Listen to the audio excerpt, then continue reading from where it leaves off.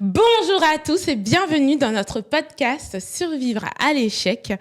Je suis accompagnée de Nicolas Lemaire et aujourd'hui nous avons deux invités de grande qualité. Pour vous raconter l'anecdote, Nicolas et moi-même, nous nous sommes rencontrés au sein d'un club qui s'appelle le club Édouard VII.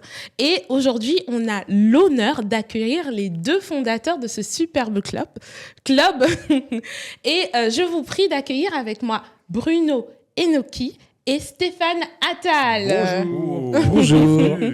Bienvenue parmi nous. Je vais Merci. vous demander dans un premier temps de vous présenter vous-même pour que l'audience puisse découvrir vos superbes profils.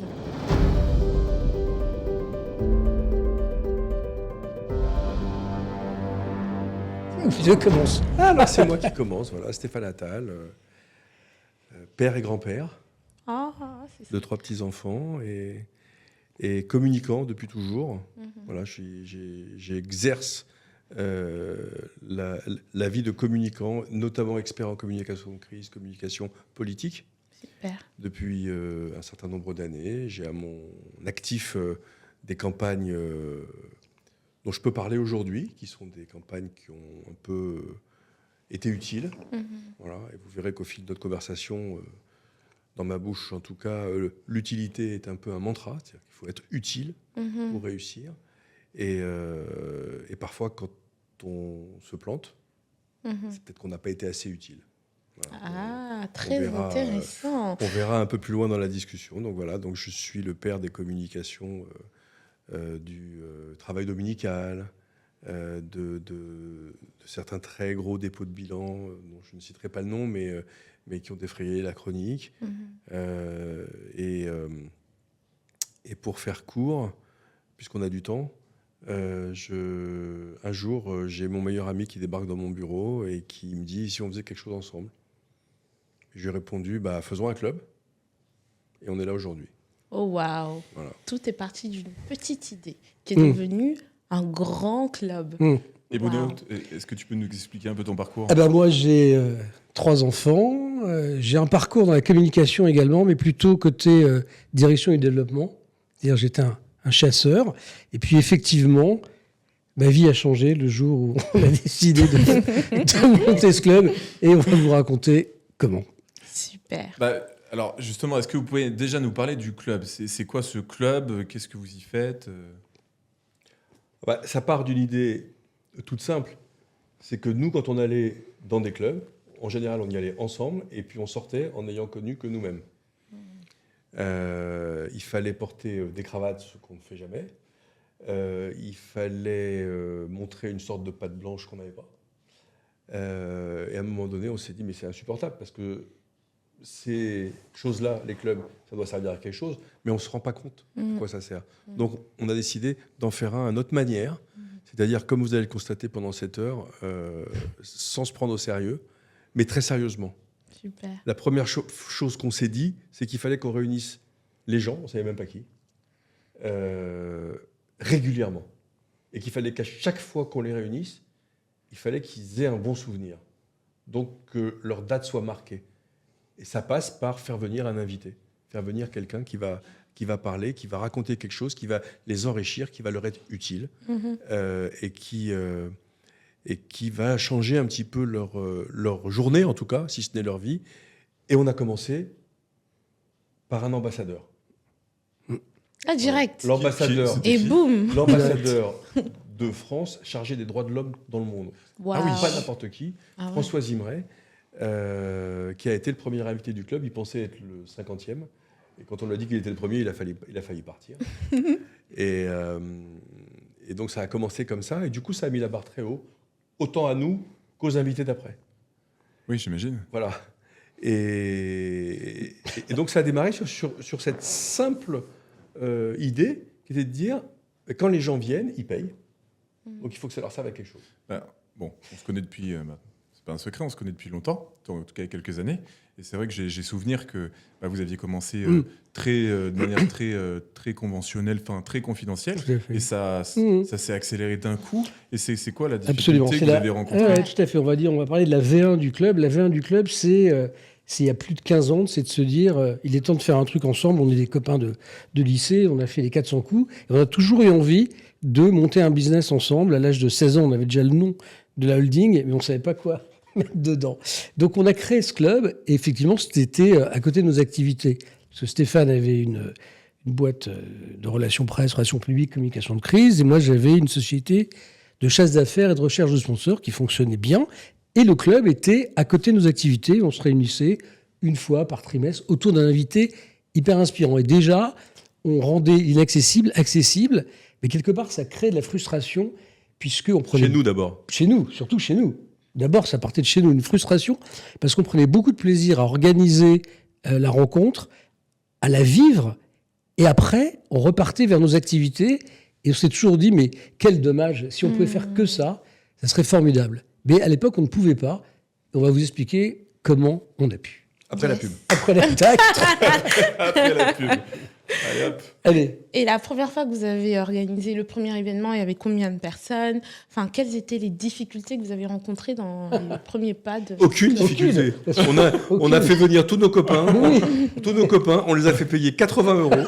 Et il n'y avait strictement rien d'autre à faire que de se présenter.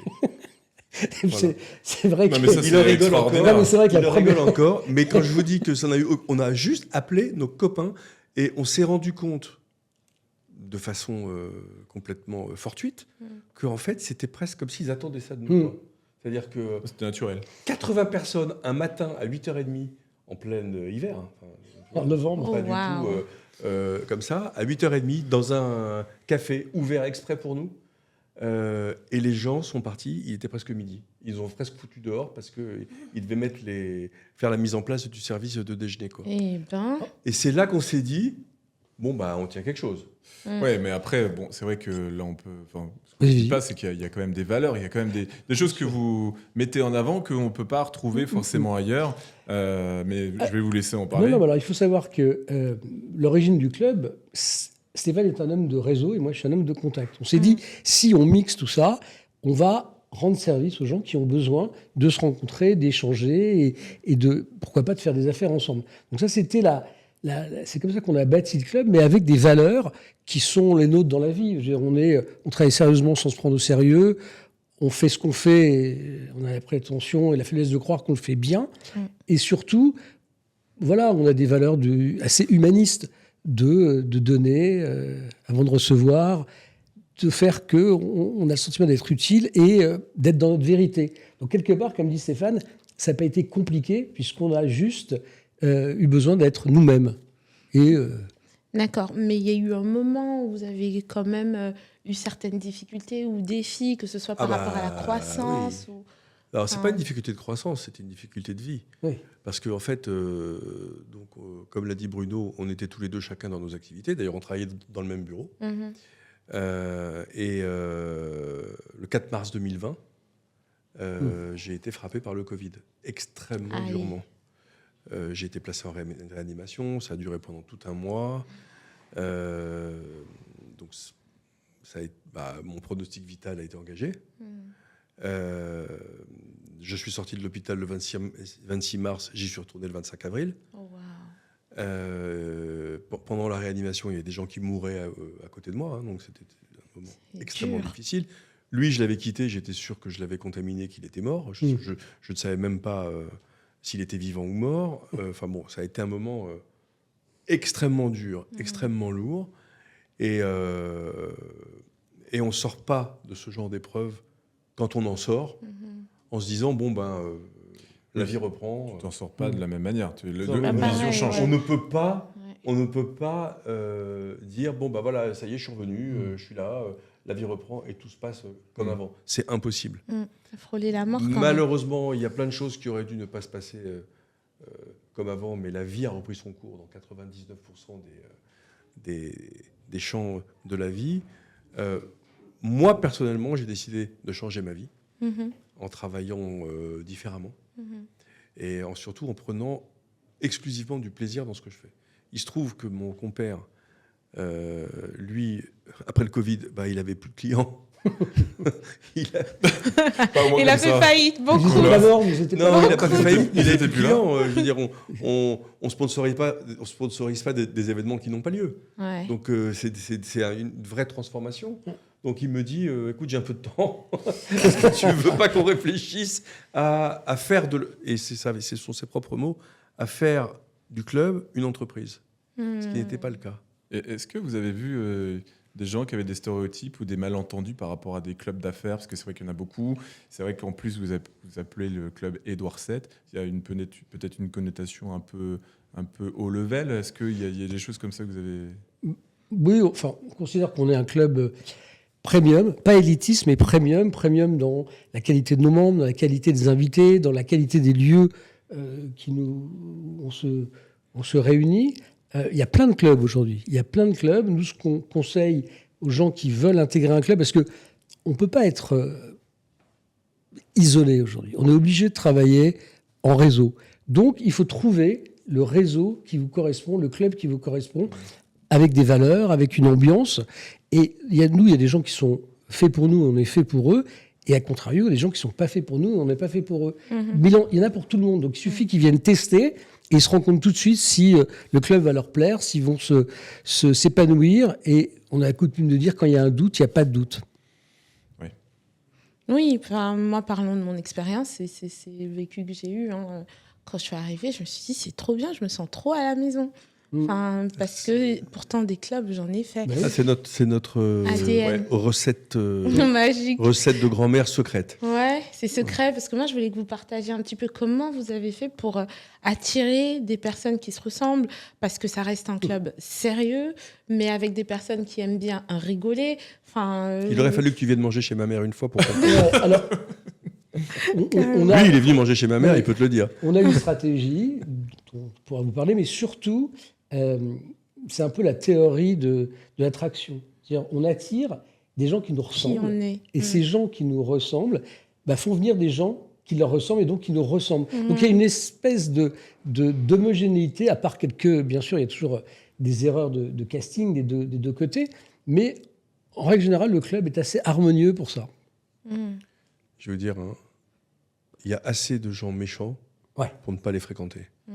Nous, on a envie d'être avec des gens gentils, qui se rendent service, qui font des affaires ensemble.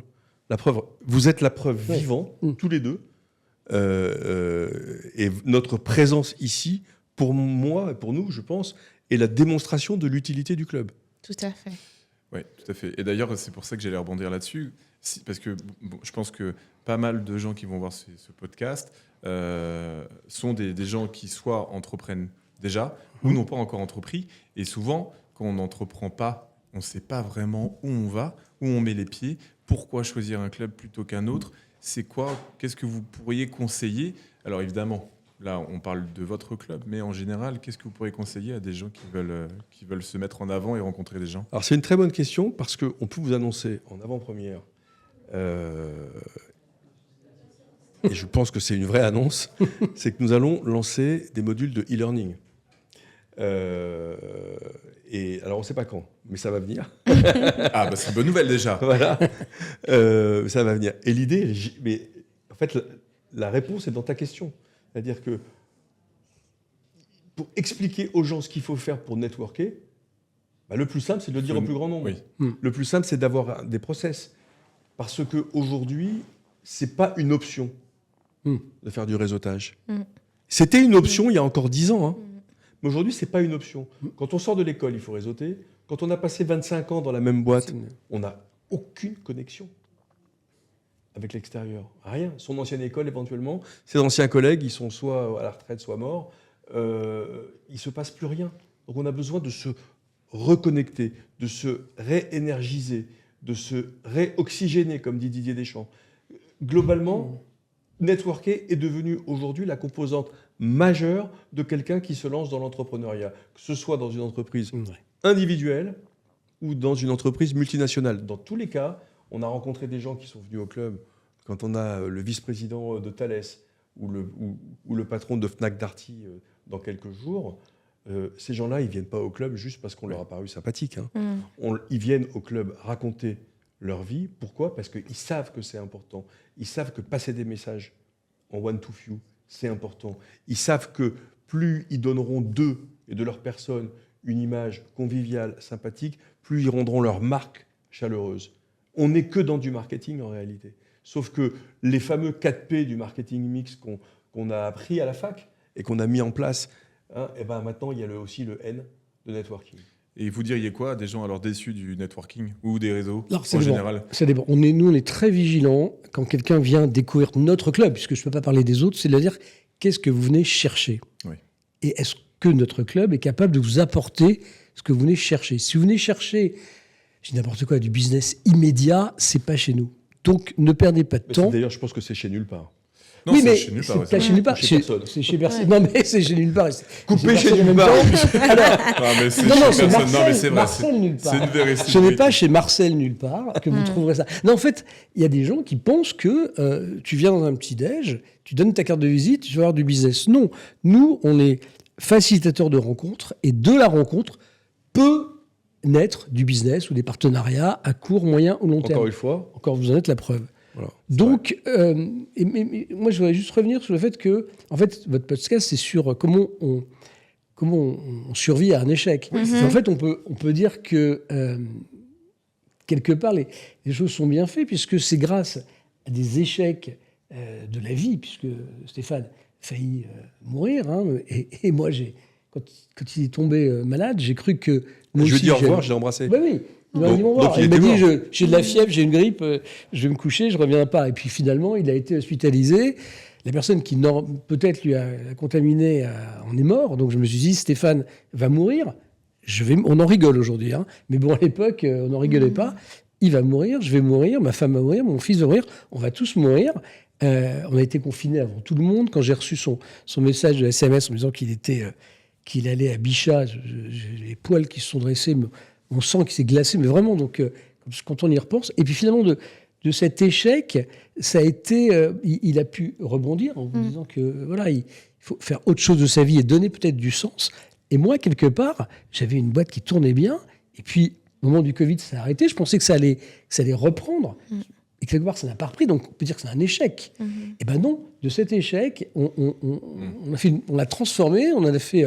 Alors peut-être que les planètes étaient alignées, et peut-être aussi que c'était le bon moment. Parce que les gens sortaient du Covid, les gens avaient été isolés, les gens avaient envie de se retrouver autrement que des apéros Zoom, quoi.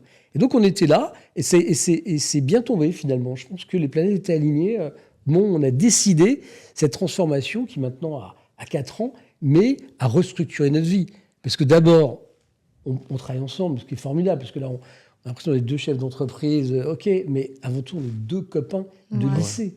Enfin, lui, il est pas avec moi. Moi, je crois que c'est mon ami, lui. Parce que, en fait, il a fait un serment à mon père de s'occuper de moi. Donc, même c'est un homme de valeur. Ouais, je ne suis pas mon ami du tout. Mais voilà, d'abord, on travaille ensemble, c'est plutôt plaisant, puisqu'on se connaît par cœur, on n'a pas besoin de se raconter des carabistouilles. Et surtout, on a cette utilité qui fait que les gens sont heureux de se réunir. On leur fait passer des bons moments, que ce soit des matines inspirantes, des petits déjeuners, des afters. À chaque fois, c'est une espèce de bulle de bienveillance, de gentillesse. Donc, on a cette utilité. Et moi, je trouve ça formidable de pouvoir dire on fait quelque chose qui nous plaît et qui est utile. Bien sûr. Qu'on a évoqué avant de commencer le podcast, c'est la résilience. Et je crois que on peut parler de tout. Oui. Je crois que être juif, c'est être résilient. Voilà. Et à notre tout petit niveau, eh bien, on a fait la démonstration que la résilience peut apporter une nouvelle entreprise dans le monde de l'économie française, alors que c'était juste une idée de copains de lycée. Et pour compléter ce que tu dis, pourquoi on l'appelait Édouard VII ? Oui, c'est ça, c'est la vraie question. Ouais. La vraie question, c'est qu'Édouard... Parce que c'était un gros cochon. Mais non, il adorait les maisons closes. non, mais surtout, pourquoi ? Parce que Édouard VII est à l'origine de l'entente cordiale entre la France et l'Angleterre. Donc 2 pays qui depuis un siècle se combattent. Et un jour, il y a un traité maritime qui fait que, quelque part, le business apporte la paix dans le monde. On s'est dit qu'à notre petit niveau, si on pouvait contribuer à à ça nous allait bien. Donc C'est il y a vrai que beaucoup ça de fait gens- Ouais, Oui, ça fait, alors ça fait parce très que- ça fait neuf. très anglais. Là, on la c'est- comprend, mais c'est vrai que indirectement, d'expérience, on peut se dire, ça Pourquoi peut ouais. paraître Mm. ça peut faire peur. Ça peut faire peur, un mais truc un peu VIP. absolument. Mais il suffit de venir et vous n'aurez plus peur.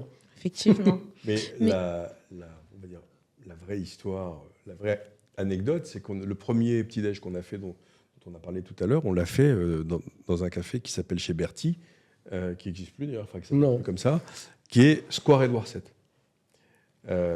Et du coup, on a annoncé aux médias qu'on allait faire nos réunions au théâtre Édouard VII. Ah oui. Et donc, évidemment, comme je te l'ai dit tout à l'heure, je faisais un peu de communication, donc c'est passé dans Le Monde. Et là, le directeur du théâtre a publié un démenti. Je ne connais pas ces gens. C'est imposteurs. Il est C'était hors de bon, ça. question. On a tellement d'anecdotes. Mais c'est fou parce qu'il y a des personnes qui font face à certains échecs et qui sont mortes, quoi. Enfin, mais vous, ça vous a fait rebondir. Qu'est-ce qui a fait que c'était différent pour vous? Est-ce qu'il y a un certain mindset ou il y a un petit truc qui fait que certaines personnes, une même expérience les tue et d'autres personnes, ça les permet de revivre encore mieux? Moi, je dirais une envie, mais vraiment une vraie envie d'être ce qu'on est, de se faire plaisir sans souffrance. Vous savez, nous, on était dans la communication, on a beaucoup souffert, parce que les agences et les annonceurs, il y a vraiment un combat. Ah, tu le sais. Ouais, il y a un petit combat. Il y a un petit combat et il y a beaucoup de quelque part, c'est tendu, parfois même de la souffrance. Nous, on avait envie de se libérer de tout ça. Alors, on l'a pas fait à 20 ans ou à 30 ans, ce club. On l'a fait à l'âge qu'on a, donc on a un peu de vécu. Et on n'a pas envie... 31 ans. Hein, ouais, c'est ça. On n'a pas envie de... On n'a pas envie de s'embêter, on n'a pas envie de devoir arriver le lundi matin avec la boule au ventre. C'est pas possible, ça. Ah, ça, d'accord, mais il y a aussi le fait que, à un moment donné, d'abord, faut se poser la question. Enfin, moi, à mon stade où j'en étais, fallait se poser la question, c'est est-ce que j'arrête tout? Bah oui. Parce que, en fait, j'étais administrativement, on va dire, en situation de tout arrêter, parce que j'étais plus apte, en fait. Et là, j'ai pas l'impression de travailler, moi. Et c'est Ah, ça, quoi c'est trop bien. Aujourd'hui, je suis pas capable d'aller au bureau à 8h du matin. hein. Quand il est sorti de son Covid, la première chose que je lui ai posée, c'est qu'est-ce que tu veux faire du reste de ta vie? Et il m'a dit être avec toi. C'est trop mignon. Mais ça, c'est lui. C'est une Non, fausse mais anecdote. la chérie ne pense pas ça. C'est pas vrai, ma chérie. Et moi, ma raison possible. d'être, ma raison d'être, c'est de lui pourrir la vie.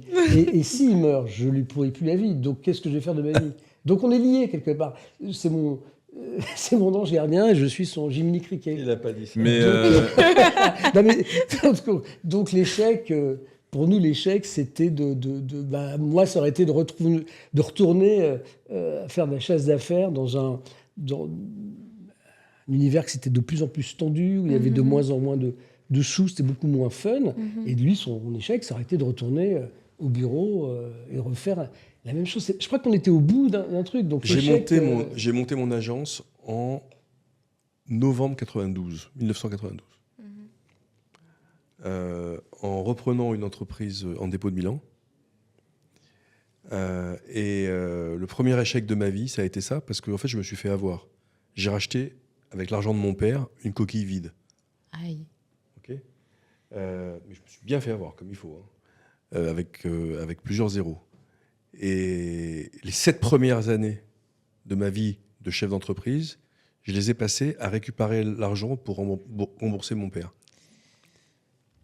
et comment t'as surmonté? Comment Ouais, t'as réussi à c'est surmonter chaud. ça? J'ai bossé 24 heures sur 24. C'est simple. J'ai bossé 24 heures sur 24. J'ai été père de famille, jeune père de famille. J'ai quitté le job où personne ne voulait que je parte pour racheter cette entreprise. Et il s'est avéré que c'était un leurre. J'ai été victime d'un leurre. J'ai fait un procès. Et au bout de 7 ans, j'ai gagné 1 franc. Pour dommages et intérêts. Ouais, donc il fallait garder Mais la j'ai gagné. motivation. Mais j'ai gagné. Ouais. Mais j'ai gagné. Et pendant ces 7 ans, je n'ai fait que travailler pour rembourser mon père. Non, mais il y a aussi des. Pardon. il y a C'est aussi pas des- évident, hein. Et vous savez Ouais. quoi? Quand je l'ai remboursé, il est tombé malade et il est mort. Oh là là. Donc il faut quand même savoir que la vie d'un chef d'entreprise, elle est faite de combats, Mm. de combats qui viennent de l'intérieur de soi. Et il y a un moment donné, on se dit, peut-être qu'on peut combattre pour une autre cause que sa survie. Peut-être qu'on peut combattre pour le bien-être des autres, par exemple. Et ben voilà. Mais c'est justement ce que j'allais vous demander. C'est quoi aujourd'hui l'inspiration que vous en avez? C'est quoi les inspirations que vous avez? Que ce soit personnalité ou autre. Mais... Moi, juste, je voudrais revenir sur la notion d'échec, qui fait que finalement, peut-être que l'échec arrive à un moment où ça t'emmène sur une autre voie qui était peut-être la voie naturelle. Moi, je prends un exemple. J'ai été, entre guillemets, programmé pour être avocat. J'ai fait des études de droit et tout allait très bien jusqu'au moment où j'ai raté le dernier diplôme pour être avocat. Et j'ai bifurqué dans la communication où j'avais déjà quelques accointances. Et en fait, finalement, c'était là vers où je devais aller. Donc, quelque part, l'échec est arrivé à un moment où il m'a révélé la voie que je devais prendre. Donc, c'est un peu une espèce de magie. Mais En fait, il s'est planté à cause d'une fille. Heureusement Non, mais qu'il a il faut- eu des échecs. Je vais te dire la vérité, moi, il s'est planté parce qu'il est tombé amoureux. C'est pas du tout, elle qui du était tout. amoureuse de moi. Voilà, il était amoureux. C'est elle qui était amoureuse de Et moi. évidemment, il a arrêté de travailler. C'est tout. Voilà, il était Et donc voilà, obnubilé. donc ça c'est donc, peut-être l'échec qui fait que je suis allé dans la communication et puis de communication, donc vous connaissez l'histoire, mais moi je pense qu'on peut se relever d'un échec. D'abord, la vie elle est faite de hauts et de bas. On a tous des hauts, on a tous des bas. Quand on est en bas, il faut se rassurer en se disant ça va remonter. Quand on est en haut, il faut en profiter Parce parce qu'il est que propriétaire d'un site qui s'appelle poncif.com. Ouais. je le déteste. Bon, en gros, il faut accueillir quand même l'échec. Moi, Bien sûr, il faut accueillir tout ce que la vie t'apporte. On dit toujours que c'est toujours un mal pour un bien. Et quel est le cadeau? Nous, on se dit toujours quel est le cadeau. Quand il nous arrive une merde, on se dit toujours quel est le cadeau? Même Et une en fait, on le même une trouve. maladie. Oui, il y a toujours un cadeau. Ouais. Même une maladie, enfin, quand on a un peu de spiritualité en soi, moi je connais des gens extrêmement, on va dire, haut placés dans le monde spirituel, qui te dit qu'une maladie grave, c'est une caresse de Dieu. Quand on arrive à prononcer ces mots-là, et quand on est dans l'entourage de ces gens-là, on finit par être imprégné, en fait. Et on finit par adhérer à cette façon de penser. Merci, sourire, et tout prendre avec de la joie. Ouais. C'est comme ça que, comme on dit en anglais, you turn your lemon into lemonade. Exactly. C'est la question. Justement, C'est Il comprend pas l'anglais. Hein. C'est même avec toute l'expérience que vous avez, est-ce que vous êtes encore inspiré par des gens, Tous les jours. des gens que vous voyez Tous les jours. D'abord, on s'inspire beaucoup. Moi, Ah, ça, c'est une l'autre. bonne nouvelle déjà. je suis très C'est inspiré bien. par moi. Oui. Enfin, bah oui, Bien sûr. je suis très Évidemment. inspirant en fait, de ce qu'il faut pas faire. C'est un aspirateur, oui, je dois. Alors, en fait, perso, hein, moi je m'enrichis au contact des autres. Je suis vraiment une éponge. J'ai toujours aimé mettre des gens en relation. Quand je faisais la chasse d'affaires, de la recherche de sponsors, je mettais des personnes morales en relation, mais elles étaient toutes portées par des personnes physiques. Et j'ai jamais vu deux personnes qui ne s'entendaient pas faire affaire ensemble. Donc ça, quelque part, il y a toujours ce côté, quand on ne s'entend pas, ça ne le fait pas. Donc, qu'est-ce que je disais? Regardez sur poncif.com. Pourquoi je parle de Pour ça? rebondir maintenant, enfin, le club est clairement un succès. Est-ce que vous avez d'autres ambitions? C'est quoi la suite? Et il veut m'épouser, moi j'ai toujours refusé. Partir avec le perroquet. Les ambitions, alors, sur le club ou Là, vous ou parliez dans la du vie? e-learning tout à l'heure en vidéo. Est-ce oui. qu'il y a d'autres ambitions, peut-être de créer d'autres clubs Écoute, je vais te dire un Peut-être truc. personnel, Tout ce qui nous arrive aujourd'hui autour du club est force des rencontres. Parce que franchement, à chaque fois qu'on a une stratégie, hein, on ne fait pas n'importe quoi, mais les rencontres viennent enrichir et viennent évoluer. Des exemples, on en a plein. On a fait des sous-groupes de métiers, on a organisé des dîners d'avocats, on fait des dîners experts comptables, tu vois, ça c'est venu de la rencontre. On n'aurait pas d'avocats dans le club, on n'aurait pas fait de dîner d'avocats. En fait, c'est la rencontre qui fait que d'ailleurs, en début d'année, la première chose qu'on se souhaite, c'est de faire de belles rencontres. Avant toute chose. Et c'est pas par hasard si on a créé ce club de rencontres d'affaires, puisque d'une rencontre, tout peut arriver. D'ailleurs, vous êtes encore la preuve. Et d'ailleurs, on se vante d'avoir été à l'origine d'un mariage. Ouais. Il y a un couple qui s'est rencontré. Ah oui, Bah, c'est pas un avocat. Non, un mariage professionnel. Non, c'est pas une ils ont fait un... Incroyable. Waouh. Comme vous. Ouais, comme vous allez le voir, non? Ah oui, bah, bien sûr, c'était prévu. Bon, on allait vous l'annoncer à la fin du podcast, mais Non, pas tout de suite. Mais c'est une rencontre professionnelle qui aboutit. Ils sont mariés, quoi. Oui, mais ils ont aussi monté une boîte ensemble. Et Tu vois, comme super. quoi, C'est ouais. génial. Ouais, c'est d'ailleurs, magnifique. c'est normal. si je peux rebondir là-dessus, j'allais vous poser la question, c'est comment vous arrivez à concilier vie pro et perso, parce que Super là, bien. peut-être plus maintenant que quand vous aviez vos autres activités avant, parce que c'est peut-être plus libre, mais Alors, je vais te dire, c'est une excellente question. C'est vrai. Et qui nécessite, en fait, d'abord et avant tout, d'avoir une excellente condition physique. Mais je suis très sérieux. Quand on a 5 événements par semaine, ah oui, c'est vrai. 5 Ouais. événements par semaine, si tu picoles, Ah oui. si tu manges pas normalement, enfin, si tu manges pas avec réflexion, avec conscience, si tu fais pas de sport, Bah, ce que tu dis pas, c'est que c'est quand même des rendez-vous qui sont lieu toujours dans des cafés ou dans des restaurants. Absolument. Ah Donc, Ah, mais t'as- évidemment, c'est vrai. Ouais, tu pourrais tu ne fais faire que boire ou manger, quoi. Et la Ouais. plupart du matin, c'est soit tôt le matin, soit après le travail. Oui. t'as raison. Ouais. Mais nous, on ne boit Donc, pas. La semaine qui vient, non, Là, cette semaine, cette semaine, nous avons 5 événements du club. Ouais. Ok, on va réunir une centaine de personnes en différents événements différents. Si on ne fait pas attention à ce qu'on mange, à comment on dort, à l'activité physique, dans 2 semaines, il faut repartir en vacances pour 2 mois. Donc ça, c'est la première chose, c'est vrai. c'est avoir une bonne condition physique, parce qu'il faut tenir. Et c'est formidable, parce que on pourrait se dire, à nos âges, moi je suis grand-père, disons, moi je vais me laisser un peu aller, mais j'ai pas le droit. Voilà. Donc ça, c'est la première chose. J'ai pas le droit. Je fais du sport, beaucoup de sport. Je fais attention à ce que je mange. Ça me permet de me lever tôt pour aller aux événements et de me coucher tard pour aller aux événements. Ça, c'est la première chose.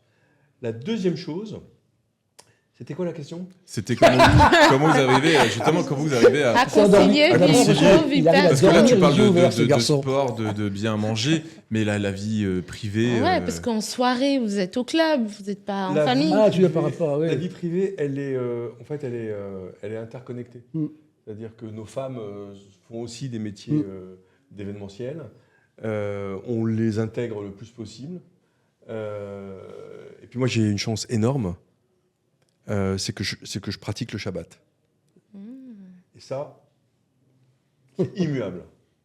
Quoi qu'il se passe, le vendredi à 16h, je ne travaille pas. Voilà. Donc, c'est un refuge. C'est une soupape. Oui. C'est quelque chose d'absolument fondamental parce que je sais que dans la semaine, ça va s'arrêter. Mm. Et je vais passer à autre chose, je vais me ressourcer, me réoxygéner. Intellectuellement, spirituellement. Et donc, entre le sport et le spirituel, on arrive à se projeter vers cette année, on va être à une vingtaine d'événements par mois. C'est fort ce que tu dis. Tu vois, je te dis, quand on est dans notre vérité. En fait, on est Ouais. dans notre vérité. Donc, Ouais. on est vrai on ne ment pas. Tu vois, on ne maquille pas la vérité. Donc, on est comme ça. Et bon, Ne le crois surtout pas. moi, je fais Donc, beaucoup en gros- moi, je fais du sport de haut niveau. On va dire fais- que c'est vraiment un cocktail Ah qui part des bonnes connexions, Ouais. la capacité à connaître ses limites et à créer un cadre qui permet de durer dans le long terme, qui fait aussi que finalement on crée un certain environnement qui attire les bonnes personnes et qui fait que tout ce qu'on fait ne fait que nous pousser vers le haut, quoi.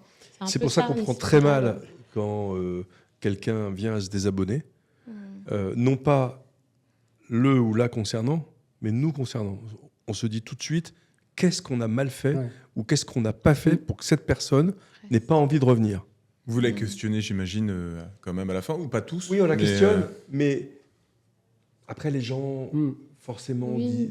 disent pas... On voit bien qu'il y a des points communs de Nourriture. motivation, des abonnements. Mais quel qu'il soit, on ne va pas l'évoquer là, je considère que c'est de notre faute. Je considère qu'on n'a pas assez fait. Voilà. Moi, personnellement, je veux que quelqu'un, idéalement, puisse se dire « Jamais je quitterai le Club Édouard VII ». C'est impossible de trouver la moindre raison pour quitter le Club Édouard VII. Alors, là-dedans, il y a une motivation éthique, une motivation, on va dire, spirituelle, mais il y a aussi une motivation économique. Ouais. Bien Évidemment, quand on est dans un modèle comme le nôtre, qui est un modèle qui est basé sur l'abonnement, avec des inclusions, c'est plus intéressant économiquement de garder les mêmes clients plutôt que de les renouveler Bien sans sûr. arrêt. Donc l'enjeu, il est là. Mais cet enjeu, s'il ne repose que sur des critères financiers ou marketing ou économiques, je pense qu'on le perd de vue. Le vrai enjeu, il est de dire, mais il n'y a aucune raison. Vous êtes rentré pour quelque chose. Si vous ne l'avez pas eu, c'est nous les fautifs. Alors, je précise quand même que la vidéo n'est pas sponsorisée par le club et d'Orsett. Hein. Je Pas du préfère tout. le Je préciser. paye rien du tout. Je préfère le dire et le préciser. Mais pour autant, comment on fait? Alors, si des gens là qui nous écoutent veulent venir au Rejoindre. club et adhérer, C'est comment faire? Alors, on peut vous contacter, je mets sur Moi, les je sais pas réseaux. comment on fait, Moi, mais Bruno, c'est ouais, très ouais, bien. non, c'est très simple. Il suffit de venir découvrir le club. Donc, découvrir le club, on a, comme dit Stéphane, toutes les semaines, des petits déjeuners. Alors, ce que les gens ne des- savent pas, c'est que c'est pas dans n'importe quel lieu ni n'importe quelle ville. Oui, dans- c'est à Paris. Aujourd'hui, c'est à Paris. Aujourd'hui, Ouais. c'est à Paris. On a été approché par des personnes extérieures pour développer des clubs en province. Nous, on était prêts à le faire. On a même une licence de marque. Et puis finalement, ils ont pas souhaité sont poursuivre. Mais nous, ils sont morts. On les a tués. Et en fait, nous, on est prêts à ouvrir en province. Je veux dire, comme dit Stéphane, dans chaque ville où il y a un écosystème, il y a la place pour un club de Worcester. Mais bon, comme on ne peut pas se démultiplier, il faudrait des relais. Mais on ne va pas parler que du club, on va parler des échecs aussi. On peut parler de vous? Et comme dit Stéphane, en parlant d'échecs, les gens qui partent, on pourrait dire, on s'en fout, qui partent, mais on se remet beaucoup en question. En fait, on travaille beaucoup. On a un rythme qui est le nôtre, qui est particulier. Je ne vais pas vous le dire, mais bon, enfin, c'est pas que si, je vais vous le dire, mais le mardi, mercredi, jeudi, c'est consacré au blog d'événements. Mais le lundi, on est ensemble et on réfléchit beaucoup, on avance beaucoup, donc sur des préoccupations de chef d'entreprise, mais aussi des préoccupations par rapport à nos membres, puisqu'on ne vend pas des produits, nous, on vend de la relation humaine. Donc il faut, comme dit Stéphane, si les gens s'en vont, c'est qu'il y a un problème. Donc à nous de se remettre en question, de réfléchir, de retravailler là-dessus. On brainstorm beaucoup, en fait, avant de lancer les choses. On a l'impression que le club, c'est juste un truc de copains. Ça l'était peut-être quand ce n'était pas notre entreprise. Maintenant que c'est une vraie entreprise, c'est une réflexion de chef d'entreprise, mais avec ce supplément d'âme. Ce supplément, d'abord, parce qu'on est tellement proches qu'il n'y a pas de problématique d'associés. Enfin, D'abord, on a fait une levée de fonds, il faut le savoir. C'est que quand on a décidé de faire du club une entreprise, on a repris les codes des chefs d'entreprise. Pour faire une entreprise, il faut de l'argent. Ceux qui vous disent le contraire n'ont pas fait d'entreprise. On est bien d'accord. Donc on s'est dit, bon, il faut de l'argent, qu'est-ce qu'on va faire? Après tout, on a une marque, on a déjà un actif, un passé, un petit chiffre d'affaires, qui n'était pas notre préoccupation première à l'époque, donc il n'était pas très élevé, mais voilà. Et donc on s'est dit, on va faire comme tout le monde, on va lever des fonds. La levée de fonds, elle a fonctionné. Et avec cet argent, on n'est pas parti en vacances, on a recruté, on a structuré, on a digitalisé le club. Donc, on a aussi créé les conditions pour que le club devienne une entreprise. On s'en est donné les moyens. D'abord parce qu'on a lâché du capital. Voilà. Donc, c'est jamais neutre. Et donc, on est aussi, on va dire, redevable et responsable vis-à-vis de nos actionnaires que le produit qu'on leur a vendu perdure, fonctionne et, in fine, leur rapporte un peu d'argent un jour. C'est important de le dire. Quand je dis que c'est devenu une entreprise, c'est devenu une vraie entreprise avec les codes d'une entreprise. Voilà. Et pour revenir à ta question tout à l'heure, l'équilibre vie privée, vie professionnelle, comme dit Stéphane, nos femmes sont dans l'événement, entre guillemets. Donc elles sortent aussi de leur côté et elles comprennent ce que c'est que de ne pas être disponible le soir, par exemple, parce que on est un after work. Donc elles respectent tout ça. Donc on a déjà des compagnes qui connaissent et qui comprennent. Et parfois, on sort en même temps, mais pas au même endroit. Et puis surtout, comment on tient au-delà du sport, c'est qu'on se préserve en fait. On se préserve. Et c'est pas une. C'est vrai que vu l'extérieur, on doit se dire, ils sortent beaucoup, les dîners, les after-work, les petits-déj, les trucs. Mais oui, mais on est très frugal au petit-déj. Mais je ne bois Ouais, parce que- jamais Moi, je bois pas d'alcool. d'alcool. Parce que finalement, vous pourriez vous dire pourquoi être à tous ces événements. Alors, pourquoi c'est ça. Alors, Ça c'est aussi, une vraie bonne question. C'est une vraie question. Tu sais que tu aurais pu être journaliste. Ouais, c'est une vraie question. Il y a quelque temps, on pensait qu'on était les seuls à incarner le club et qu'il fallait qu'on soit partout. Et depuis quelque temps, force est de constater que à partir du moment où on a un ambassadeur qui nous ressemble et qui nous représente, ça se passe bien. Je veux dire, les dîners d'avocats, on n'y va pas, parce qu'on n'est pas avocat, Oui. donc ils sont entre eux. Oui, c'est ça. Vous Mais faites pas les dîners il y a d'experts. une avocate qui nous connaît par cœur, qui est maître de cérémonie. La même chose avec les dîners des gens de communication. Ouais. Et à ce Que tu connais, que tu as vu. Bien sûr, mais Oui, moi, bah oui, j'en fais oui, partie, oui. donc évidemment. Et puis là, on a eu cet été une opportunité d'une membre qui nous a dit vous êtes pas là au mois d'août, si vous voulez, je peux continuer pour vous les petits déjeuners. Donc elle a fait le petit déjeuner du jeudi au mois d'août, ça s'est super bien passé. Et on s'est dit mais pourquoi pas ne pas rajouter un petit déjeuner dans la semaine et lui confier. Et donc on lui a confié maintenant tous les petits déjeuners. Donc le premier, c'est mercredi prochain. On n'y est pas. Et c'est elle parce qu'on est rassuré sur le fait que c'est une bonne ambassadrice du club. En fait, Elle a de aujourd'hui, valeur, on a un bloc de networking Mm. mardi, mercredi, jeudi, avec un petit déjeuner par jour, auquel on ajoute cette semaine un déjeuner mensuel thématique et seulement réservé à nos membres. Cette semaine aussi, un after work le mercredi soir. Donc on a 5 événements qui se superposent. Mm. Il faudrait le vérifier, mais je ne suis pas sûr qu'il y ait les mêmes gens on va faire aux le- différents ouais. événements. Il doit y avoir un peu de collusion entre l'afterwork et un ou deux petits Ouais, déjeuners. c'est Mais il n'y a pas les mêmes gens Non. aux 3 Non. petits déjeuners, ça c'est sûr. Vous l'avez pas dit d'ailleurs. Combien de membres vous avez alors aujourd'hui? Aujourd'hui, on a 250. Et Ça va grandir. Et Ça va augmenter. En fait, enfin, ça s'équilibre. il faut que ça monte, Mm. mais ce n'est pas indispensable. C'est-à-dire que, encore une fois, on a vraiment ancré et imprimé dans notre réunion de début d'année, de rentrée à toute l'équipe, que ce qui compte, c'est pas de progresser, c'est d'abord que les gens soient fidèles. Donc, on a un churn, hein, comme on dit dans Oui. un taux de désabonnement. Notre objectif, c'est de le diminuer le plus possible. Ouais. Et donc, naturellement, ça va progresser. Mhm. Mais je ne voudrais pas qu'on soit exclusivement dans la course au recrutement, parce que ça fait perdre de vue Ouais. l'essentiel. Et l'essentiel, c'est pas les rendez-vous, c'est les gens. Mm. Voilà. Et donc, les gens, il faut s'en occuper. Qui se sentent bien, qui restent. Voilà. Et on a modifié, d'ailleurs, fort de cet objectif-là et de ce constat qu'on a fait, grâce à un petit sondage qu'on a fait auprès de nos membres, on a réorganisé l'équipe, on a créé une mission, un job qui est le onboarding. On a aujourd'hui une collaboratrice qui est hospitality manager, qui à chaque fois, là, on a des nouveaux membres qui arrivent, ils sont tous pris en charge par elle jusqu'au moment où ils en auront plus besoin. Mm. Voilà. C'est important que les gens se sentent pris en main.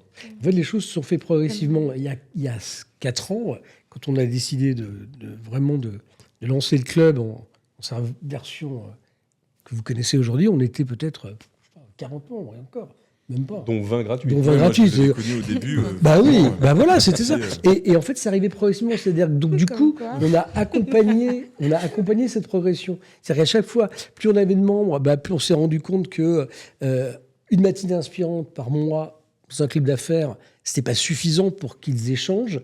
Donc, on a multiplié les déjeuners, les petits-déj, l'afterwork. Puis des choses sont arrivées au fil de l'eau par la volonté des membres. Par exemple, c'est anecdotique, mais la semaine prochaine, on a 6 rencontres, dont le trophée Édouard VII de pétanque. C'est pour Ah être oui. anecdotique, Ouais. mais c'est un membre qui est à l'origine, et il se passe beaucoup de rencontres. Hein. Forcément, les gens entre deux parties, ils parlent d'autres choses et ils bah parlent oui, de business. c'est Et puis des surtout, le vendredi, on a l'Édouard VII Golf Club. Oui. Donc aussi, Mais- déjà oui, bah oui, ça, Et- ça permet de créer du ben voilà, lien, ça permet de créer ouais, dans une un autre, cadre d'autres différent. d'autres Mais je- affinités, d'autres liens. Je rebondis là-dessus, d'ailleurs, parce que tu disais justement les lieux informels, c'est les moments informels. Quand tu es entrepreneur, jeune entrepreneur ou même vieux entrepreneur, finalement, Tu trouves que c'est pas mieux de faire du business dans les moments informels plutôt que formels? Ou c'est vraiment pas, ça a vraiment pas son importance? Il est bon, hein. Il est très bon. Il est très, très bon. Il est très, très, très bon. Je pense... ça dépend. Ça dépend. Tu peux, dans un cadre très formel... C'est un mec qui te fait avancer. Hein. Non, mais... C'est bien, ouais. Non, mais dans un cadre très formel où les gens sont là pour faire du business... D'abord, il n'y a pas ça chez nous. Parce que même quand on fait des petits déjeuners, c'est pas des rencontres d'affaires, tu vois, où tu viens présenter. Donc, il n'y a pas de... C'est des moments de rencontre et le business en est la conséquence. Oui, je pense que c'est l'humain. Je peux rentrer. Est-ce que je peux rentrer chez moi? Est-ce que vous pouvez me libérer? Moi, j'aurais une dernière question à vous poser, parce que c'est vrai que moi, j'en faisais partie avant même de créer une entreprise. Je me suis dit, c'est quoi, comment on fait, comment on avance quand on est jeune entrepreneur et qu'on veut aller de l'avant et rencontrer un maximum de monde. Alors, pas forcément développer son business, mais sortir de son quotidien, parce que souvent, on est seul quand on est entrepreneur et on se dit, mais ouais, comment on fait? Je vais te dire, tu peux être seul, mais pas être isolé. Donc, il faut avoir cette notion de communauté. Et comme disait Stéphane au début, nous, quand on a créé le club, on s'est dit, on ne veut pas le faire comme les autres, où on ne nous accueille pas, où on nous laisse de côté, où on ne nous présente personne, c'est insupportable. Donc, on se met à la place des gens qui viennent quelque part. Il faut qu'ils se sentent bien tout de suite. Donc, nous, naturellement, on les accueille, mais maintenant, les membres les accueillent aussi. Donc, si tu veux, il y a ce côté... Tu rentres dans la communauté, tu rentres tout de suite. C'est-à-dire que tu n'as pas besoin d'être là depuis 6 mois pour être dans l'esprit et être intégré au club. C'est immédiat. Et ça vient du fait qu'on on a envie que les gens soient gentils entre eux. Donc, moi, je dirais un entrepreneur qui veut pas être seul, qui vienne. Et puis, de toute façon, il rencontrera des gens par affinité et il verra ces gens en dehors des événements du club. De toutes les manières, un entrepreneur, il doit avoir son écosystème. Mais oui. Après, on appelle ça comme ça de nos jours. Il y a quelques années, ça s'appelait l'environnement économique. Des années encore avant, ça s'appelait je ne sais pas comment. Mais dès qu'on entreprend, il faut avoir un réseau. Un réseau, et ne serait-ce que pour choisir son expert comptable, un avocat en cas de litige, trouver un huissier pour relancer un client, je dis n'importe quoi, mais c'est le quotidien du patron, ça. Ouais. Mais comment tu fais quand tu ne sais pas? Donc il faut, et aujourd'hui, il y a des réseaux structurés. Ce qu'il n'y avait pas avant. Aujourd'hui, il y a des réseaux structurés. Quand on a monté le club, je vais montrer un bottin et un bottin de club comme ça. Donc, c'est pas une blague. Hein. Nous, ce qui fait aussi la différence par rapport à peut-être d'autres clubs, c'est que c'est une grande richesse, une grande diversité de métiers. Donc, c'est pas un club de communicants. Quand on a créé le club, on s'est dit on veut pas faire un club de publicitaires pour entre soi. Donc, on s'enrichit au contact des avocats, des experts comptables, des notaires, des conseillers en gestion de patrimoine. Donc, on s'enrichit au contact de ces gens. Pour répondre à une question tout à l'heure aussi, c'est ça qui nous fait vibrer. Moi, on a plusieurs petits déjeuners par semaine. J'y vais jamais en train dans les pieds parce que je sais qu'il va se passer quelque chose. Comme dit un de nos membres, c'est une pochette surprise. Tu sais pas qui va y avoir, qu'est-ce qui va se passer, quelle va être l'actualité. C'est magique. Moi, je me laisse. C'est très intéressant parce que ce membre-là, non pas toi ce membre-là, il est avec nous depuis 3 ans. Il ne vient que le jeudi matin. Mais tous les jeudis matins. Donc que le jeudi matin et tous les jeudis matins. Il pourrait se dire, tiens, je vais faire le mardi. Non, il fait le jeudi matin et chaque jeudi matin, il dit, c'est une pochette surprise. Ouais. Soit parce que je crée des affinités avec des gens et je fais des rendez-vous après, et on l'a vu faire des rendez-vous pour ses affaires avec des gens qui étaient là, soit parce que je rencontre des gens nouveaux. À ce sujet, ce que je voudrais dire, ce qui est très important, c'est que nous ne sommes pas des intermédiaires d'affaires. Nous ne nous mêlons pas du business de nos membres. Si vous faites une affaire tous les deux, grand bien vous fasse. 1, on ne veut pas le savoir. 2, on ne veut pas facturer quoi que ce soit. Et si vous vous fâchez, il ne faut surtout pas que vous nous le disiez.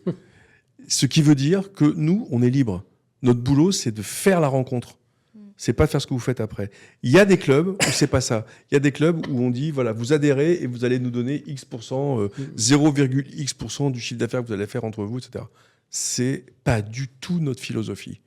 Mais pas du tout. C'est un autre métier, en fait. C'est apporteur d'affaires. Ouais. Bon, on n'est pas apporteur d'affaires. Mais on se rend compte qu'il y a énormément d'affaires qui se font au Club Édouard VII. Mais énormément, entre les membres. Et surtout, grâce aux membres. Parce que ce dont on ne se rend pas compte, ce qu'on ne peut pas mesurer économiquement et financièrement, c'est ce que te rapporte le contact que la personne qui a pris un petit déjeuner en face de toi t'a apporté en répondant à une de tes problématiques. C'est inchiffrable. En fait, on n'impose rien, on propose plein de choses qui fait que les gens vont être à l'aise. C'est ce qui fait la différence. Ouais. On est dans une grande liberté, mais organisée et structurée, parce qu'on ne fait pas n'importe quoi. On n'aurait pas reçu un ancien président de la République si on n'était que des rigolos. Quoi. En fait, dans votre stratégie, le business est une conséquence, mais pas la cause. Absolument. Et c'est ce qui fait qu'on est très vigilants. Quand les gens viennent nous découvrir, comme tu dis, on leur dit, le club, c'est pas ça, ou c'est ça, pour justement qu'ils ne pensent pas que le ROI va être financier tout de suite. Tu peux avoir un ROI qui sera par les rencontres que tu vas faire, par les partenaires, par les partenariats. D'ailleurs, vous donne vraiment la preuve. Moi, j'ai une ancienne relation d'affaires à moi qui s'est inscrit au club. Le jour où il est arrivé au club, il m'a dit la phrase qu'il ne fallait pas me dire. Il m'a dit « Qui tu me présentes ? Et avec quel brief, c'est un publicitaire, je vais repartir. » J'ai dit « Tu sais quoi ? Reprends ton abonnement. Reprends ton abonnement, on va s'engueuler. » C'était une réunion, il faut pas se tromper. Une réunion. Faut pas se tromper, en fait. Faut pas se tromper. Qui tu me présentes ? Je prends personne, t'es grand. Ouais. Par contre, t'es là, il y a 100 personnes autour de toi. Va serrer des mains. Tu sais, il y a un truc qui est très drôle chez nous, c'est qu'il n'y a pas de carte de visite, en fait. J'y pense. Je ne vois personne changer les cartes de visite. Mais non, c'est fou quand même. Par exemple, Stéphane n'a encore jamais de lettres. Les WhatsApp. Un petit peu quand même. Mais après, bon, c'est vrai qu'il y a des QR codes. Mais c'est plus naturel, c'est pas comme un certain club. C'est plus informel, c'est plus... Voilà, je pense que donner sa carte de visite, ça maintient une distance. Prendre le numéro de téléphone de quelqu'un, c'est comme si on intégrait la vie privée dans la vie professionnelle. Après, c'est culturel. Il y a des pays où c'est bien sûr. Culturel. Peut-être en France, c'est un... En Chine, oui, je suis d'accord. Japon, Chine, oui. Merci beaucoup pour avoir suivi ce nouveau podcast. Merci de liker, commenter et partager. Ça va aider évidemment l'algorithme à nous mettre en avant. Si vous avez aimé ce podcast, on en fait un chaque semaine qui est diffusé avec de nouveaux invités, de nouvelles expériences. Suivez-les. Je pense que ça va vous apprendre beaucoup. Je vous dis à très vite.